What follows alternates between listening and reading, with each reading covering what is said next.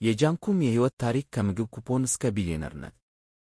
አስቸጋሪው ጅምር 1976 እስከ 1992። የትውልድ ቦታ በሶቪየት ኅብረት የአሁኗ ዩክሬን በምትገኝ አንዲት ትንሽ መንደር ተወለደ። የልጅነት ሕይወት ሚላስ ሚቀመስ እንኳን በሌለበት ቤታቸው ውስጥ በድህነት ነበር። ቤተሰቦቹ በመንግሥት ስለሚሰለሉ በስልክ ማውራት እንኳ ይፈሩ ነበር።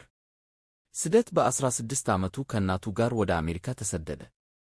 መሠረታዊ ፍላጎት አሜሪካ ሲደርሱ እናቱ ሞግዚት ሆና ስትሠራ፣ ጃን ደግሞ ሱፐርማርኬት ውስጥ ወለል በማጽዳት ቤተሰቡን ይረዳ ነበር። ምግብ ለመግዛት አቅም ስለሌላቸው ኩፋውን ስቴምፕስኪ የምግብ ኩፖን ለመቀበል ይሰለፉ ነበር። ራስን ማስተማር እና ሥራ 1993 እስከ 2007። የትምህርት ጥረት መጽሐፍ መግዣ ስለሌለው ያገለገሉ መጽሐፍትን ተውሶ በማንበብ የኮምፒውተር ፕሮግራሚንግን ኔትወርኪንግ ራሱን አስተማር። ያው በ21 ዓመቱ በታዋቂው አይሃው ኩባንያ ውስጥ ተቀጠረ። እዚያም ለ9 ዓመታት አብሮት የሚሠራውንና የቅርብ ጓደኛው የሚሆነውን ብራያን አክተንን አገኘው። ውድቀት እና የዋትስአፕ መወለድ 2007 እስከ 2009። የሥራ ለመቀጠር ከያው ከወጡ በኋላ ፌስቡክ እና ትዊተር ጋር ሥራ ለመቀጠር ሄደው ነበር። ነገር ግን ሁለቱም ከብቃት የላችሁም ከብለው አባረሯቸው።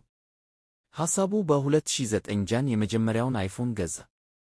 ሰዎች ስልካቸው ላይ ሥራ ቢበዛባቸው ለደዋዮች ሁኔታቸውን የሚገልጽ ስቴድረስ ማሳያ ለምን አይኖራቸውም የሚል ሐሳብ መጣለት። ስያሜ ከዋትስአፕ የሚለውን ስም ከዋትስአፕ ምን አዲስ ነገር አለ ከሚለው ቃል በመነሳት መረጠ። ፈተናዎች እና የጥንካሬ ጊዜያት። መተው ፈልጎ ነበር። መጀመሪያ ላይ አፕሊኬሽኑ በየደቂቃው ይበላሽ ስለነበር ጃን ተስፋ ቆርጦ ሊተው አስቦ ነበር። የጓደኛ ምክር ብራያን አክተን ግን ለጥቂት ወራት ተጨማሪ ታገስ ብሎ አበረታታው።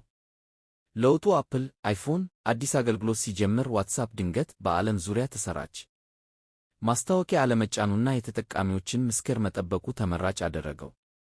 የድል ቀን እና ታሪካዊ ፊርማ 2014። ሽያጩ በአንድ ወቅት ብቃት የለህም ብሎ የናቀው ፌስቡክ ዋትስአፕን በ$19 ቢሊዮን ለመግዛት መጣ።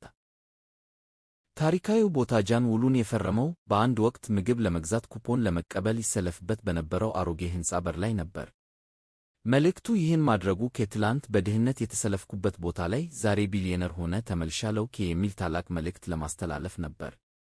ትምህርቱ ድህነት፣ ስደት ወይም የሰው መናቅ ለስኬት እንቅፋት አይደሉም። ዋናው ነገር ራስን ማስተማር እና ተስፋ አለመቁረጥ ነው።